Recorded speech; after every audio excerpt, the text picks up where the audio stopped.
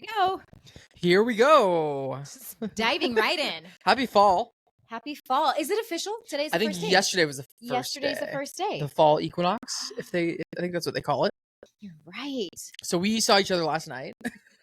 And we kind of already recapped on our weekends. And we recorded last Wednesday. Yes. So it's going to be short and sweet, It's friends. a 10-minute episode today. Yeah. How are you feeling about fall? I'm actually okay with it. You good with it?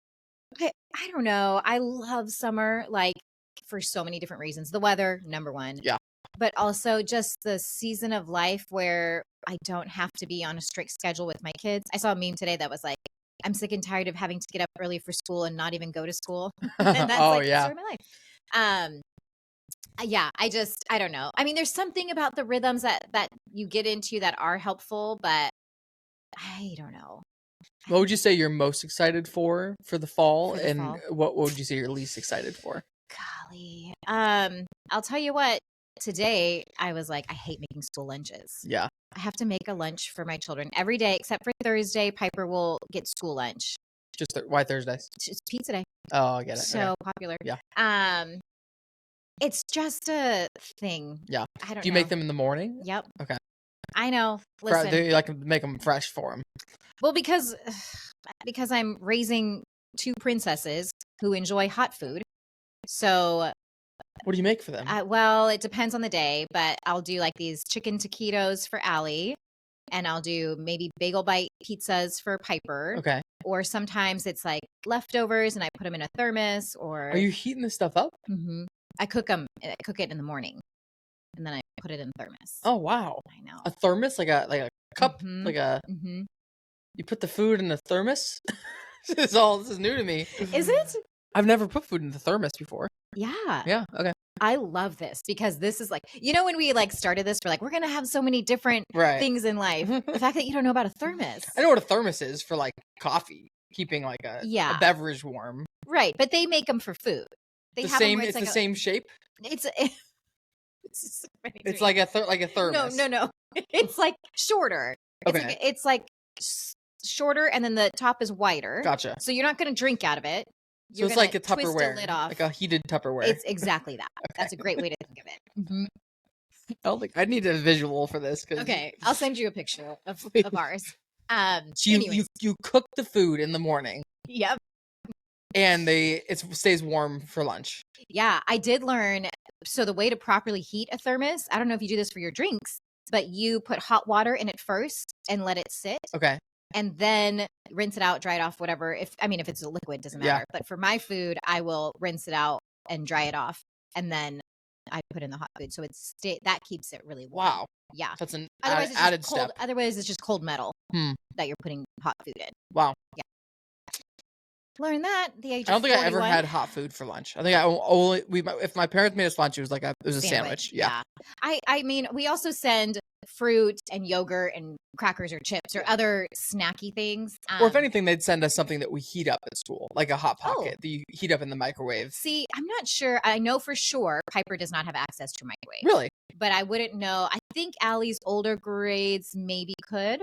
Yeah, the little kids, no ways. Huh. Yeah. Okay, so that's your least favorite thing about the fall. Man, put me on the spot here. But I'm looking. You said you're not a pumpkin fan, really? Not taste. Okay. I like the fall, like I love the decor. I actually enjoy going to pumpkin patches. I think I am a little bit of like a scary movie fan. Mm-hmm. I don't know if you know this about me. So like that kind of like getting cozy and having movie nights is really fun. So I'm maybe kind of looking forward to that. And going into the holidays, like I think that's an exciting time. Yeah. So does the change in outfit potential excite you at all? Yeah, a little bit. Although I will say I feel like my summer options I have more of than my winter. Okay. What about you? Well, we're both kind of repping some fall fits today. I like our looks today. I feel like we're complementary with our blacks and our neutral tones. Got my oatmeal going on. I love that. Is that a shacket? What is that? It is a shirt. Have you been to Purpose before? The Purpose store? Yeah. Purpose has a men's store now at Point Ruston. Okay. Has Chad shopped there? I can't say that. You might not want to tell him about it. Okay. I think he would really, really like it. Okay. And it's some stuff is good, reasonably priced. Some stuff is not. Because Purpose Women's is Yeah. Up there. Yeah. So I discovered it like a few months ago and I've gone twice now. Okay. And there's one brand they sell called Rhythm and it's like actually reasonably priced stuff. But there's like shirts for $200 there, which I'm avoiding those. Okay. But it is actually, while we're on the topic, it is the best shopping experience I've ever experienced. Okay, so I have gone there. We actually did a friend of mine's birthday party years ago there, and they shut the store down and they did like a private styling for us. Yeah. And they had like, I want to say drinks and maybe we could bring in snacks and they had drinks. I don't know, something, but they do a good job of like customer service. It's amazing. Sure. Yeah. So this one, so it's right next to Wildfin right there on the corner. Yeah. So you walk in, they offer you coffee or water, first of all, which is an espresso coffee, which is great. And then you can kind of like start walking around the store. As you're pulling stuff off the rack you want to try on, they like grab it from you. They take it to the dressing room. Meanwhile, they're assembling other outfits. They're like looking at what you're interested in. They're asking your size and they're grabbing other things that they would think that you're interested in. And they're like building outfits. So like when I get up to the dressing room, there's like all these outfits already assembled. So like it was this shirt with like an undershirt underneath it and like some pants that went with it as well. You didn't pick that out. I had to pick out the shirt, but there were several other shirts she put in that I hadn't picked out. And I bought one of them that I hadn't even seen myself. That is so clever. And it's just it's a great sales tactic, but just like the customer service is amazing. Like the whole time she's asked, like just next level, asking how you're doing, like bringing you other ideas, and it's really next level. There's like couches in there you can chill at. There's a bar upstairs. There's literally like a bar with some different beers, some NA options. Okay. It's amazing. Okay, so how would you have felt if you didn't want to buy anything? How do you get out of that situation? Because that's what stresses me out. Well, I probably tried on 25 things, but I went this last time and I bought 3 things. Okay. So I did buy, I bought less than maybe they were hoping. Sometimes I'm just going into a store just to browse. Right. And then if I looked at something and she grabbed it out of my hands and then started putting outfits together, I get super anxious. Interesting. Like, how am I going to get out of, like, I was just looking. Yeah. I wasn't here to necessarily spend a ton of money. Yeah, I think you have to buy something at that point. I think you're. I mean, I think you're. I feel like we could take some of this and apply it to our real estate career. Totally. Yeah. And just like, we signed this lease for you on this. We wrote this offer for you. But yes, if any men in Tacoma, if you're looking for a nice shopping experience, Purpose Men's Boutique is really nice. Right. Very nice. Okay. Well, shout out to Purpose. And they give back. They do. I know the women's store. Some sort of Purpose. I don't know who they give back to. Do you know?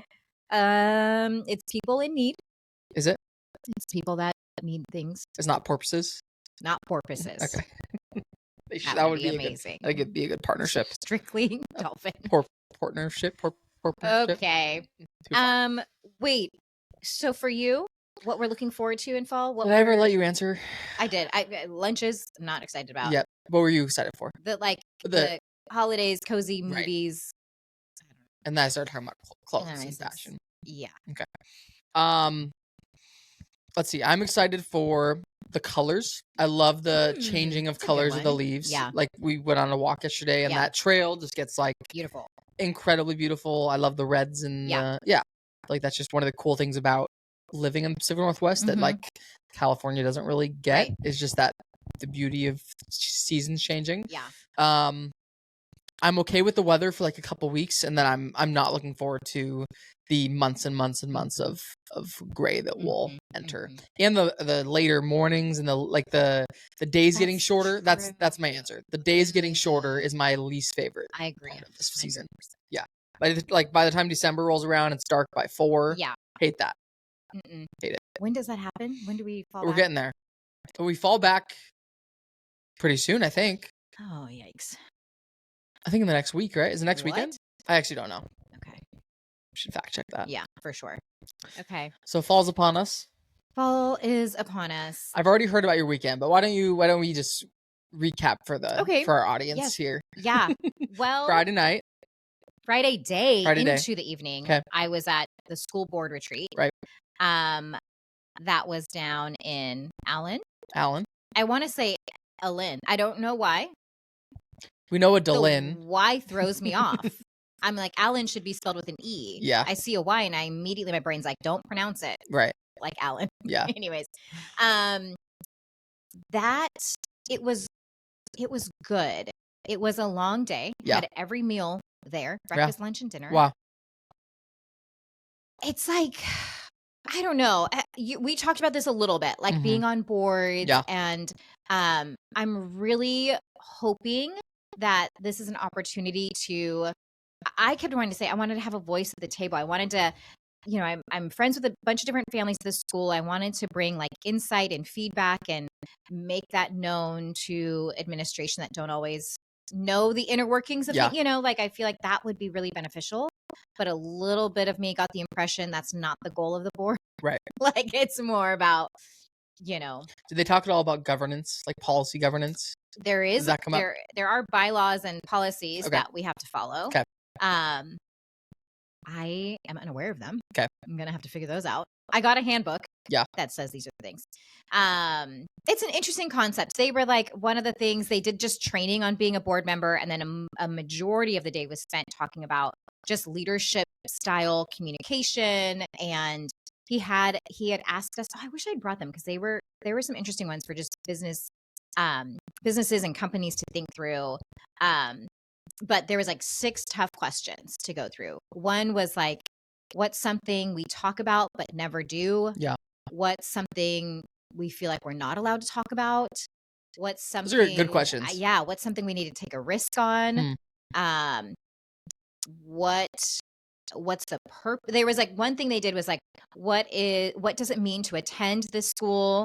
And what is the purpose of the school? So we had to kind of think through, and we're going into a big strategic planning session in the next month, where we're going to have like 3 nights of revamping the mission, core values, all of that. So that's going to be a big thing. I think that is like the first time they've done this in 5 years.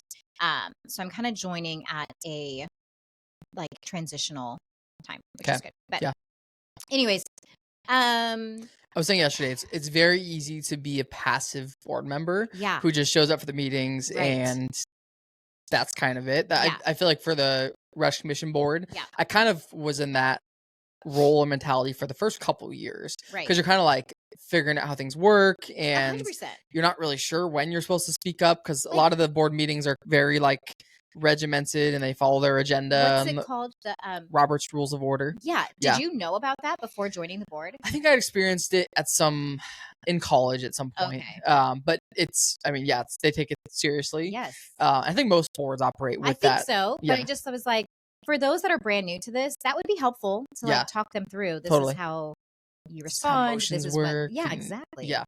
But yeah, I mean, it's my experience being on boards is there's not a lot of like open forum time for discussion. So it's like if you have a concern or if you have a issue or an idea, there's not like a time on the agenda to present those. Right. So you kind of have to figure out how to do that. Yes. Like if you want to make your voice heard, you got to figure out who to talk to, when's the right time and format. And that takes some time to kind of figure out. 100%. And I think what's going to be helpful is this being on the board is, helping build relationships for me. And I'm learning who does what from the inside. And so I think that's going to be really helpful to know. But so that was literally all day Friday. I think I got home around 8:30 or 9 p.m. Okay. And Allie had a couple girls come over to do a sleepover because the next morning we went to University of Washington. Yes. And it wasn't an all-nighter this time. It was not, but I will say they stayed up later than they should have for what was coming the next day. Totally. And it was very evident by my daughter's attitude on Saturday that she had not had enough sleep. Anyways, what was your Friday? I'll go back. Well, let's do like Friday, Saturday. Friday, we went to, I think we've talked about it before, Mox, like the board game restaurant cafe. We went with. Where is that? There's one in Bellevue and then one in Seattle. Okay. So we went to the Bellevue one. Cool. And it is honestly crazy how busy they are every time I've ever been. I think there's one coming to Tacoma. Is there? Not Mox. It may be, but it's by Forelli's on 6th Ave. Okay. And Union. Do you know that area? Mm-hmm. Okay. I assume it'll do well based on my experience with the Bellevue one. And I mean, the clientele, or there might be more people. I don't know. But I've probably been 5 to 7 times, and Mhm. every single time it's been completely packed. You're waiting for a table. If you Wow. want to sit in the restaurant, it's at least an hour wait for a table in the restaurant. And so they like let you borrow board games, they sell board games, Okay. they do board game tournaments. So you can either So you fun. can go for a tournament or you can just go to like play games. Okay. And even in the restaurant, everybody around you at the restaurant is playing games. Different games. Different games. Yep. Yeah, everyone kind of brings their own games, they borrow games, or Okay. they trade games. And it's just Yeah. it's very well done, and it's like the food is not cheap. Like they're gotta be making a lot of money. Like they have the restaurant, the bar, they're selling games, they have the tournament fees, Yeah. and it's always packed. So I'm like, this place has got to be doing pretty well. Right. What game did you play? We played Chameleon. Have you played that? No, but I feel like maybe you've told us about it. It's fun. So you basically kind of hard to describe. But so basically there's let's say you have 6 players. Yeah. You have 5 of you are the normal players. Okay. And one of you is the chameleon. Okay. Basically each person gets a card which shows 5 of the cards have like a chart on them. Okay. And the 6th card says you are the chameleon. Mm. The chart that is on 5 of the cards is associated with a category, and the category will be like Disney movies. Yeah. And it'll have 20 Disney movies on the category. Okay. And then the chart that people get are associated with the category. So like the 5 people who are not the chameleon, it'll say you'll roll the dice and it'll say you go to it's like coordinates basically. So you go to like the 2 and 4, and you find what that number and letter is, and then you associate that with the category card to find out which one you're describing. Okay. So that was a long-winded thing, but there's 20. It, though. There's 20. There's Disney movies is the category. There's like 20 options. The 5 people who are not the chameleon, they know what the one option that they're trying to describe is. And the chameleon does not. Chameleon does not. Okay. So then you go in a circle, and each person says one word to describe the movie, but they want to keep it vague enough so that the chameleon can't guess what it is, and specific enough so that the other people who know what it is know that they're not the chameleon. Okay. Does that make sense? It's a little bit like code names. It is like where you're code like names. Trying to get some people to guess certain things. Right. Yeah. But... Yeah. I think with code names, you're trying to get the person to guess. Right. Yes. With this, you're trying to it's that you're toeing the line between, because if the chameleon, so let's say the thing is Aladdin, and let's say your word is carpet or genie. Yeah. That is really obvious. Totally. So the chameleon's gonna know, oh, it's Aladdin. Yeah. But if the thing's Aladdin and you say tiger, and there's 4 other Disney movies that have tigers in them, let's say Jungle Book or whatever is also on there. Right. That's specific enough and also vague enough that they can't narrow it down to one answer. So you go around a circle, and then after each person gives one word, so the chameleon has to give a word, not knowing what the thing is. So for the chameleon, they might say something like prince, because that's going to be on, a lot of them. But if they don't know, but what if the movie doesn't have a prince? Then it's obvious that they're the chameleon. Okay. So it's very psychological, and it's very fun. It's very fun. We did probably like 15 rounds of it. Yeah. There's all these different category cards, and it goes pretty fast. It can go fast. I mean, people might take a while to figure out what their word is that they're going to say, but each round's probably less than 10 minutes. Yeah. Fun. So I was a chameleon, I think 3 times, and I think 2 of the times I guessed what the word was, and one of them I did not. I did not guess. So yeah. Man, that feels like that's pretty good though. That's pretty good. Pretty good. 2/3. 2 out of 3. Yeah. So played that. Okay. Had dinner, and then went home. I think we watched No, I think we just went to bed Friday night. That was our Friday. Okay. Yeah. Nice. How was your Saturday? So Saturday, like I said, we went up to UW. Yep. We left fairly early. Like I had to pick up a couple girls and take them. So I think we were on the road around 8 a.m. Okay. And then we got there. Things kind of started around 9:30, 10. And basically it's like 500 plus cheerleaders in the Dempsey Arena. And they've given us the material to learn, like a little dance previous to today, to Saturday. So we had been practicing. So most of the day, what they're doing is they're putting you into formations, and having you practice the routine, having you practice entering, exiting the field, having you transition for when the band comes on, and then just running that routine. And you're not doing this in Husky Stadium. You're doing it next door? We're doing it at Dempsey. Okay. Then we go to the stadium. Okay. And we practice on the field. Cool. And we practice with the marching band as well. Nice. And then we exit. Yes. So are you where are you before you go on the field? Are you like in the So that this is all happening between 9 and 1 p.m. Gotcha. Then we go back to Dempsey. Okay. The marching band and the UW cheerleaders come in and do like a whole little show for us. Nice. And parents come and watch. It's pretty fun. And then we go to the game. Okay. Then we're sitting in. This is the thing about the day. It is like you're on your feet the entire day. Yeah. You are walking back and forth between like they have us park out in like E4 lot, which is so far from where I need to be. You walk, you do your thing, you walk into the stadium, you come back, you watch your little showcase, and then you walk up to the very top nosebleed section. I think you've come and seen us there before. Yeah. It's always the same spot. Where are the students at during this? With though? us. Oh, they are they with come you. with us. Okay. And and this year I was with the students the entire time. So once the game starts, we are up in the stands for the first quarter. Okay. Watch the game. Is the first time I had sat down all day. Felt lovely. And then we made the trek all the way back down to Dempsey after the first quarter. Okay. And now we are getting prepped, grabbing all of our pom-poms and all of that. And then we go out onto the field right before halftime starts. That's always what I meant. How do you get to the field? Like from behind the scenes somewhere? Yes. I'm trying to backstage is the word I have in my brain, but that's not I it. don't know how else to describe it, but that is it. That's the way we get there. You go from like under from Dempsey, they have a thing and they like let us on. Okay. It's like that. Both of us with our football terminology. So you go from here and then you go there.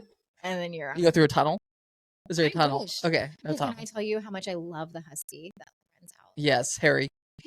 Wait, are you talking about the actual husky or the mascot? The real dog. That's Dubs, I think, is the current one, and then Harry the husky is like the human mascot. Oh yeah, no, not the mascot. Okay, it's the real dog. Yeah, Dubs. It's so precious. Yeah. Oh my gosh. So we were like on the field for halftime, and I could not believe how many people are on the sidelines. Yeah, like so many people, not just athletes, a ton of other people that I'm like, what's their role here? Like, and some guys came out and they were looking like maybe they're big deals. Oh. I had no idea. Okay. Couldn't tell you who it was, but I was like, by the way they're carrying themselves and reacting to other people. Oh, interesting. It feels like these guys are important. Okay. Cool. I don't know. I was going to speculate. It was like Even the coach of the team? No. Okay. I don't think so. Could have been. I actually don't even know who the current coach is, but I don't know. But you know the UW football coach makes like $3 million a year? Excuse me? The highest paid state or government, highest paid state funded employee in the state of Washington is the UW football coach. Wow. Yeah. Well, it is quite the production. It is, yeah. Well, and they bring in a ton of money into the state, into the university. Let me tell you, for just our families, tickets were $53 per person. Did your daughters have to pay, or did she did? Yep. Even though she was performing as at halftime did I show? As a coach. The really? cheerleaders paid. I paid. I bought tickets for my family. All of our families bought tickets for family. Yeah. So I'm like, and we are in the nosebleed section. I'm shocked that the cheerleaders have to pay. I know. Well, so in my head, what was weird to me, because actually the cheerleaders are getting this opportunity. I thought they get like instruction from UW cheerleaders. Like, to me, I look at it as like a day of camp type of thing. So it made sense. And we used to get t-shirts. We didn't even get a t-shirt this year. Wow. Budget cuts. I know. So I was like, oh, it makes sense that the cheerleaders who are using the facility all day, getting education from other cheerleaders, they would maybe pay.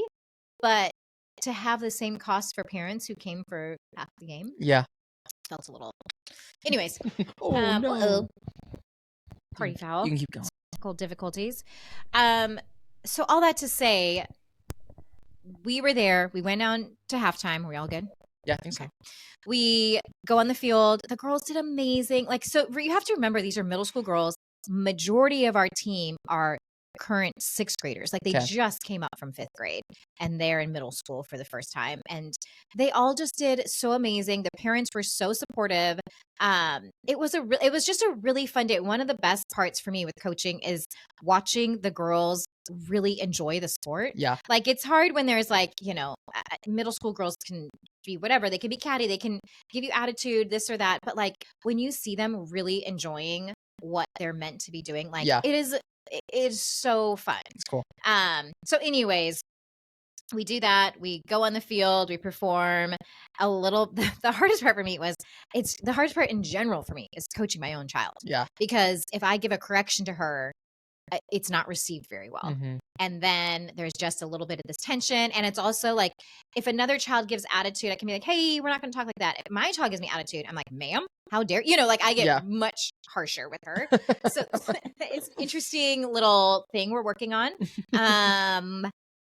So yeah. And then the rest of the day, so after halftime, we pretty much check out after that. We were like, it's about 6 something. We were exhausted. So we left. On our way home, we stopped at Dick's Burgers. Yep. Is it just Dick's? Just Dick's. Hate that. But anyways, it's fine. But that's kind of been our tradition. We've gone there almost every year after we've done this. This is the 4th year we've gone. Yeah. And this was Chad's first year as a current student. Correct. Yeah. I lost him for a good chunk of time finding spirit wear. He wanted to go to the store and get something. What do you end up with? A little crew neck. Nice. A little gray crew neck. Go Dogs. Yeah. At one point I was like, he's gone with his peers. Yeah. And he's in the student section and I will never see him again.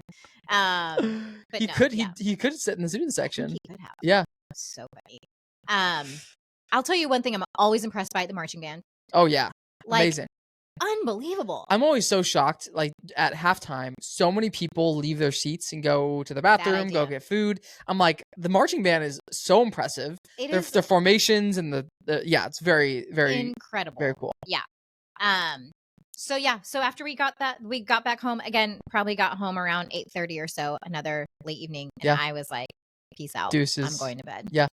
I think I got about like 9 hours of sleep that night, which was real good. That's awesome. Mm-hmm. I love long nights of sleep. No. Okay. How was your Saturday? Saturday was good. We woke up I think we slept in a little bit. What's sleeping in? And how's our snooze journey going? Oh man, it's not been great. I think I have 7 days snoozing, maybe 8. Yeah, I'll probably be at. I think I'll be at a $1,000. I'll be $1,000. Yeah, it's unfortunate, but it'll be for a good cause. Listen. And yeah, you're like, I'm actually purposely snoozing so I can give more. Yeah, that's good. That's very altruistic of me. Yeah. I think we slept until like 8 or something, okay. 8 or 9, 8 on Saturday, 9 on Sunday, probably. Good. Yeah, good chunks of sleep. Yeah. We went to the gym in the morning, okay. And then we went to Maltby. Never heard of her. Maltby is by Woodinville, past Woodinville. Okay. To get from Bellevue to Maltby was a 90-minute drive, which should be like a 35-minute drive. And traffic was just atrocious. 405's closed left and right. Woodinville traffic is just mind-bogglingly slow. Right. So long time in the car. And then in Maltby, we went to Brian's niece's Sawyer's soccer game. And it was great. They tied 1-1. Adorable. Yep. Do you know how old she is? Sawyer is in 2nd grade. I think she's 7. Cute. Around 7. Okay. Yeah. So you're younger than Easton. Pretty entertaining game. Pretty entertaining. Yeah. The field kind of sucked. Like, it was very like bumpy and potholes and stuff. So it was not a good soccer field. Left and right. Kids are tripping. It was. I was like, how are they doing this? But game was fun, and then we went from there and we showed Sawyer's family, Brian's sister's family, a house in Gold Bar. That's right. Which, this was funny. So I posted on my Instagram story. You responded to it. Chad responded to it. Chad found the listing based on like 2 exterior photos. You literally, when he said Austin posted about this house and he sent me the link to it, I went to look at your stories and saw the like picture of a piece of a chandelier, an exterior with like a little bit of the creek And I was looking for the link. I was like, oh, you had posted Yeah. the link to the property. Nope. That is. I didn't even say I was at a listing tour. All I did was post a couple photos of the house. Not even show, like, it could have been an Airbnb we're staying at. Creepy Chad. He knew it was a listing somehow. And I didn't tag Gold Bar. All he knew from the photo was that I was on a river. What do you think that means about him? He'd make a great stalker. Something. It means something for sure. Yeah. So we toured that house, and it was a beautiful, beautiful listing. Yep. We have an offer out, so hopefully that gets accepted. We'll find out in the next few hours. Once I did see the listing, it was stunning. Beautiful. Yeah, very well done. This guy's owned it for like many years, and he just did like a full remodel before listing it, and it's beautiful. Very well done. The first thing, one of the things that was unique that I've never seen before, the kitchen cabinets, the hardware and the poles and stuff were leather straps. Ooh. They weren't metal. They weren't like a normal, like still the same shape of like a handle or a pole. Yeah, but like a leather fabric. Strap. It was very cool. I've never seen it. Very unique. I feel like that could be a trend coming up. Yeah. Yeah, I looked at the house, and so I texted you that night or that next day that we'd been in the car for like 4 hours. So from like Maltby to the house was like another hour, and then from there, after the tour, we went to Costco, and that was like another hour to get there, and then we went there back home. So long time in the car. Costco was madness, as it is always. You guys choose the worst times and days for Costco. We always go on weekends. I think you have to start Instacarting. I like going to Costco. That's okay. I like the experience of it. It was the absolute worst. I love going. That's actually what Brian said. He said something very similar because I was like, should we go to Costco right now? And he's like, no. And I'm like, I thought you like Costco. And he's like, I do, but I hate it. Yeah. No, I'm with Brian. Yeah. It's a love-hate relationship with Costco for sure. Because it's so busy, but we got all of our supplies. Yeah. And then went home, unpacked, and we were going to do something that night. And we were just like, let's just call it, Let's just go to bed early. So what did we do Saturday night? We watched a movie called Civil War. Oh. I didn't love it, if I'm being honest. Was it weird? I was expecting it to be more like, like White House Down or those movies that are very action-packed. It was a lot slower. It was like from the like a photojournalist perspective. So it was them like traveling in the country during a civil war, documenting like photos of things that were happening. So was it creepy? Is it like supposed to be a little bit scary? It's supposed to be scary in that it feels like something that could happen. Okay. Yeah. It feels like just like the Contagion movie, like everybody was watching that during COVID. Yeah. It feels, I mean, hopefully we never have a civil war in our country again, but it's like, oh, like that kind of could be how that might happen. Okay. But again, it wasn't like a great movie. I don't have a glowing review. Okay. So I think that was Saturday. Yeah. Got home, chilled the rest of the night. Yeah. Well, Chad made fun of me a little bit on Sunday because it had been like a busy week. Chad was in Seattle every single day last week for his orientation for his master's program. And then we were there Saturday. So I had said, okay, Sunday, we are just going to chill. Like we are not doing anything. And then we had church in the morning. I was in the nursery. So like we had to go there. And then it was Puppy's birthday on Friday. So when you guys reach out, I was like, oh, absolutely. We have to celebrate the puppies together. So we end up going to your guys' house, which thank you for that. No, thank you for your amazing spread. That was so sweet of you guys to have all your little charcuterie and drinks, and it was perfect. It was like a treat for Chad and I. Totally worth the drive. I feel like probably after that, I should have just gone home and been like, let's just chill. But instead, I made additional plans. So when we got stuck in traffic, I was telling you it was a little bit harder to get home. Sorry. That's okay. So we get home and I was like, okay, let's go meet up with our friends, the Johnsons and the Ramseys at Highlands Golf Course. They have this, I love their little cafe. Yeah. It's McDuff's. Have you ever been there? I have, yeah. Okay. So the outside area, they've got just, I don't know. It feels like it's a place we can go with our kids. A little bit of us are like, okay, you guys, we have to rein them in. Like you can't run all over the golf course. Right. But there's a little bit of freedom in like some grassy area. And they have like snacks and drinks that are kid friendly. And then they also have adult options. So it's like an easy place for us to meet up with those friends. Nice. So we ended up going there. And then we probably got home from there, like 7:30 Okay. or something. So we did more after. And so Chad, what he was making fun of me was like, he's like, you said you wanted to relax on Sunday and you have not relaxed like at all. You have not stopped moving. But I felt okay. I mean, I feel like I got those 9 hours of sleep and you got 9 hours again last night? No, not last night, but the night before, like Saturday, Saturday to Sunday. I felt like I slept really well. And then, so I feel like I don't think anybody that knows my daughter, like none of her friends or anybody listen to this. I will confess, I'm having a little bit of a hard time with this teenage season. And so here's an example of what I'm dealing with and the logic of a 13-year-old. So yesterday we left your house at 3:30-ish or so. And we were telling Allie, we're going to come pick you up at 4:15, 4:20 and take you back to church because she goes to youth group. Okay. She needs to be there at 4:30.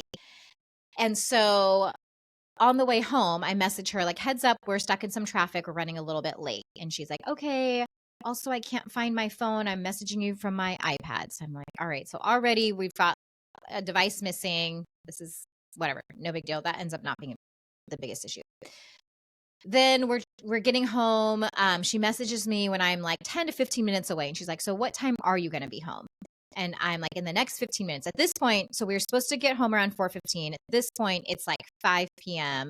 We get home a little bit after 5. Okay. So I get home, I'm assuming, because we were supposed to leave at 4:15. She's going to be ready. She's going to be like ready to walk out the door, good to go. I get home and she's not ready. And I'm like, you were supposed to be there at 4:30. She's like, yeah, I'm supposed to be there at 4:30. I didn't know what time you guys were coming home. So she didn't get ready because she didn't know what time we're going to be back. Yeah. So I'm like, that makes no sense. She's like, no, I'm supposed to be there at 4:30, but you guys didn't tell me when we were leaving. So I just didn't even know. I'm like, again, I cannot track this logic of why you were not ready 45 minutes ago when we were supposed to be here. On top of that, she wasn't feeling great in the morning. She'd had a long weekend. So I like let her skip church, stay home, just recover. I had said, you've got 2 jobs this afternoon. Work on your laundry and shower. When I walked in at 5 whatever, I could hear the laundry starting. Like she came out of the laundry room and she had not showered. So the 2 things that she had all day to do, I'm trying really hard not to be like, you're an idiot and like be very like harsh on my response. So I'm just keeping my thoughts to myself and like not saying much. Chad took her to church and he said that she was saying, well, I did work out while you guys were gone. He's like, oh, okay, what did you do?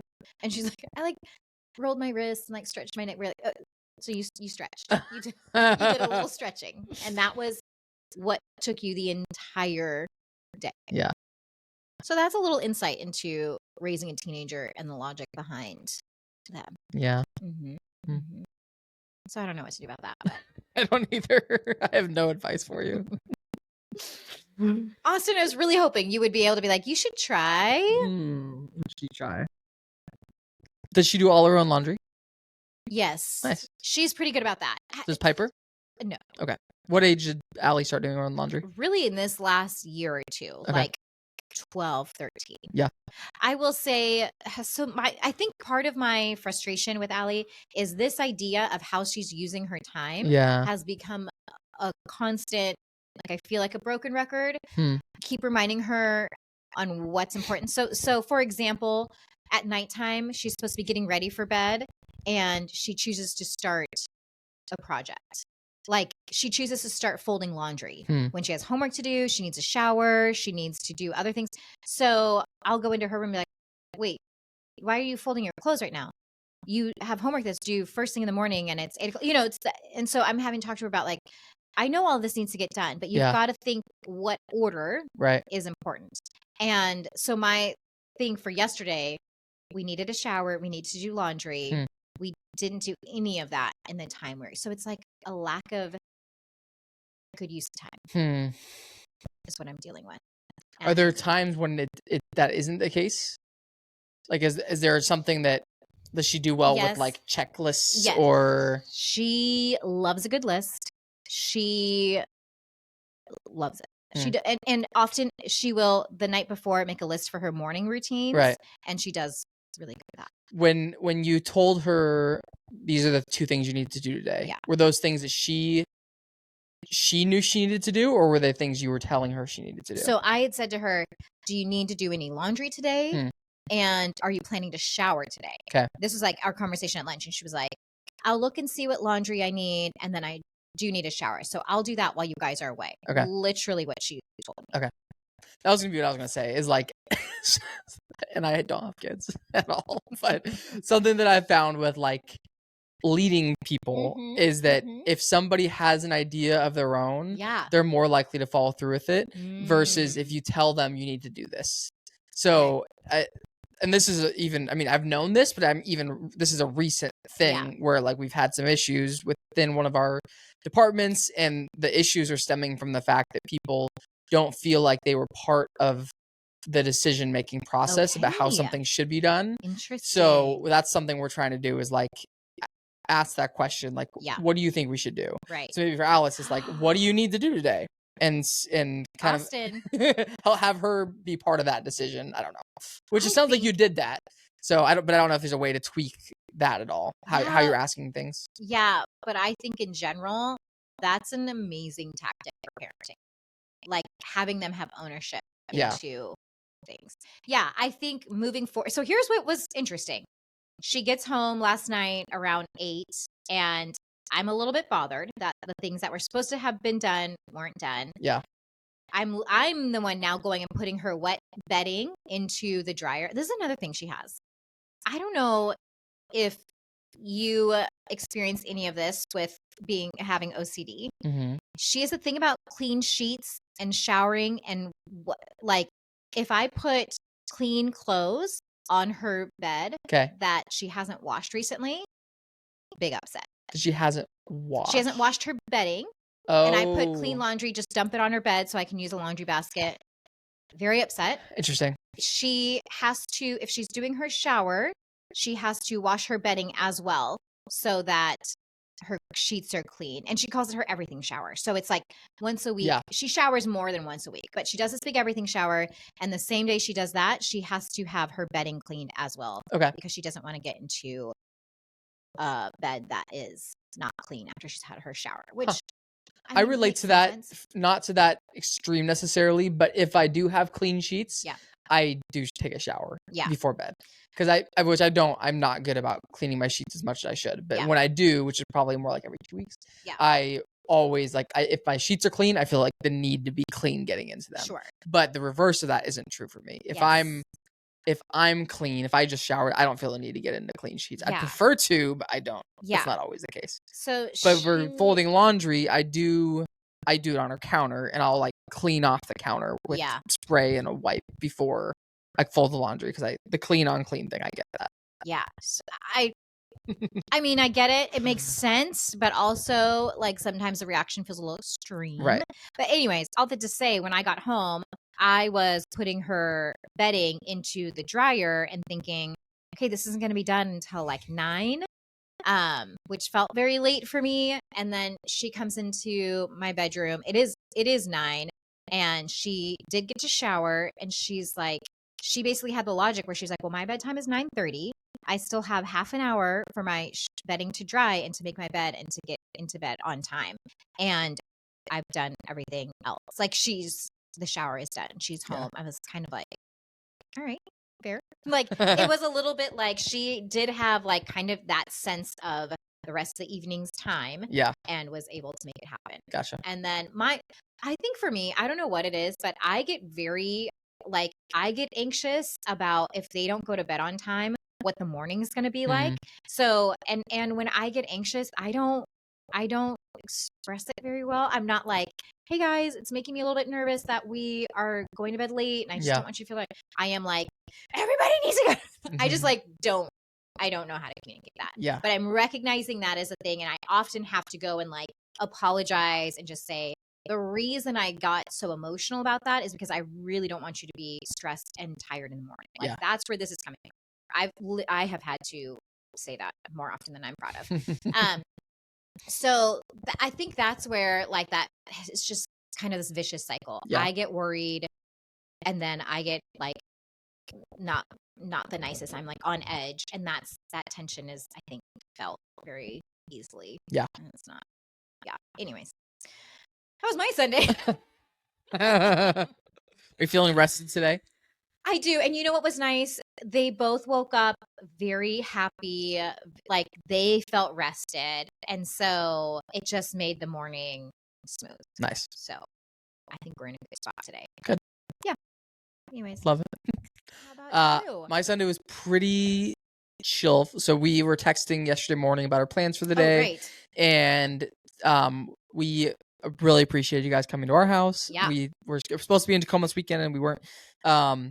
But as soon as we confirmed with you guys, which was around 9 a.m. probably, that you were coming over, we're like, this is a great excuse and like motivation to clean our house. Because I'm, as we know, very OCD, and my OCD is that everything has to be in its place. Okay. Like everything, I get anxious when things are not in their place. Yeah. That doesn't directly correlate to cleanliness. Sure. It's very much about like orderliness.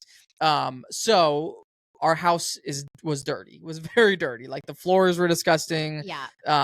And my perception of disgusting is probably different. So it might be a little exaggerated, but our bathroom was very gross. Like there was this toothpaste all over the mirror, and like the sink everything was just gross. Yeah.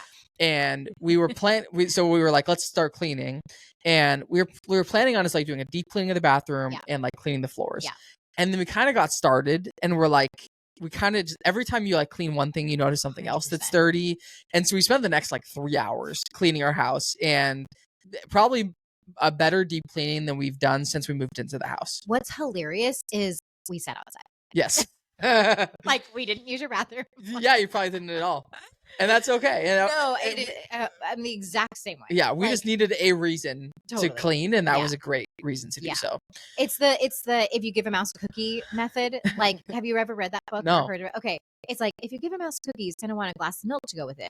If you give him a glass of milk, he's gonna notice a milk mustache and look in the mirror and want a haircut. It's like this like thing of events, but that is 100% when you're cleaning. It's like you start to clean your mirror, and then you realize your sink needs it, and then you realize your floors need it, and then your baseboards.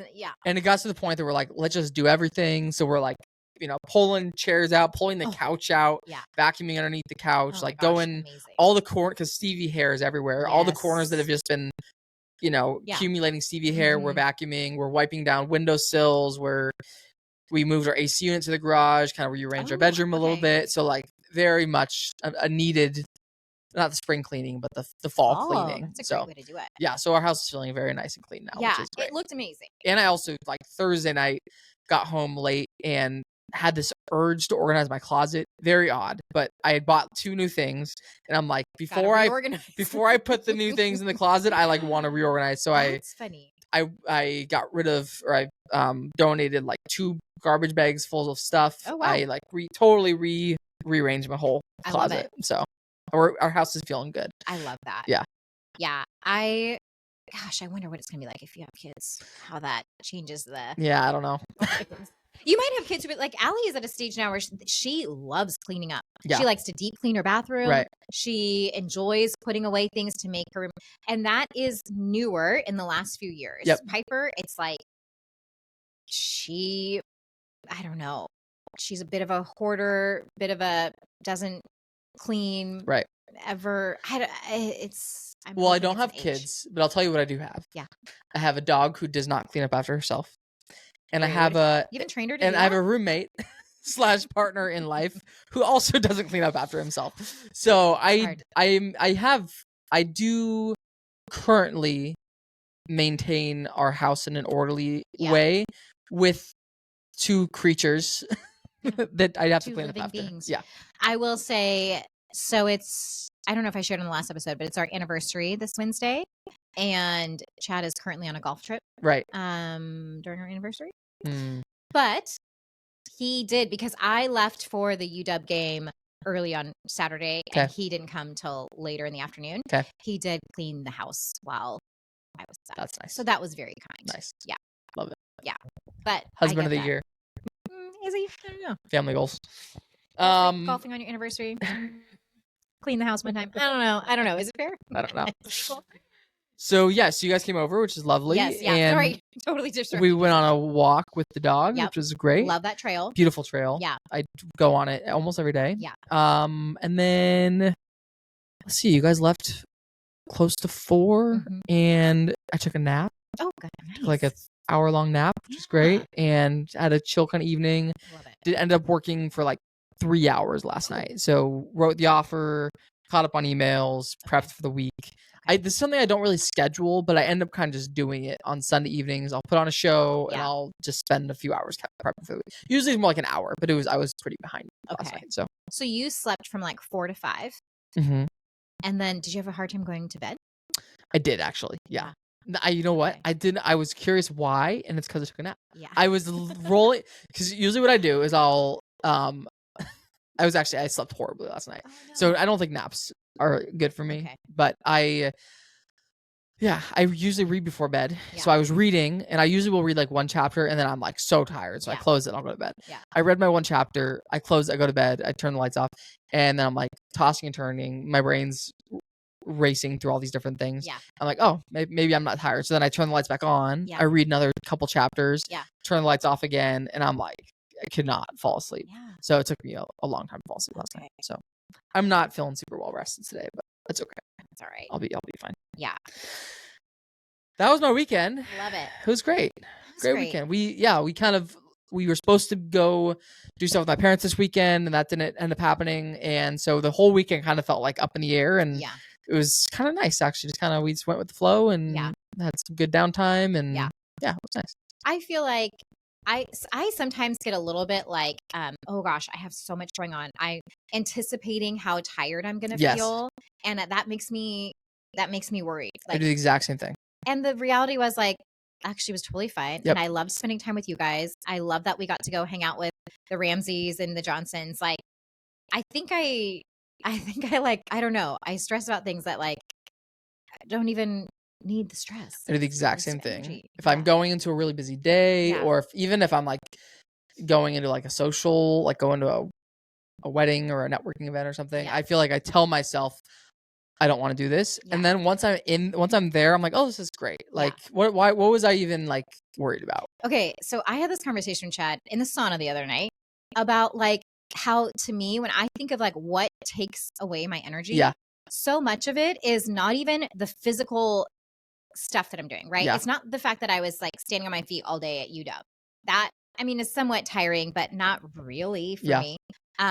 Where I'm noticing my energy gets zapped so quickly is from negative emotions. So if it's stress, strife about something, if it's tension with my kids, that like depletes me. And so I'm trying to figure out like, how do I protect that? How do I make it so that, I don't know if it's a matter of like trying to capture those thoughts and not letting it spiral. But I have noticed for me personally, that is what is exhausting me. Is these negative emotions. And I think there's a level that could be controlled. Totally. But I don't know how. I feel like it's funny because we have so many things that are different about us, but I've been having that kind of same realization lately, actually, is like I mean, the things that I think are going to be draining to me, because I'm like a self-proclaimed ambivert, so like right in the middle of introvert extrovert. So but I tell myself that all this social stuff is going to drain me, but like you're saying, it's really just like the negative. Like if Brian and I have a fight, that is so taxing on my energy and my mood and everything.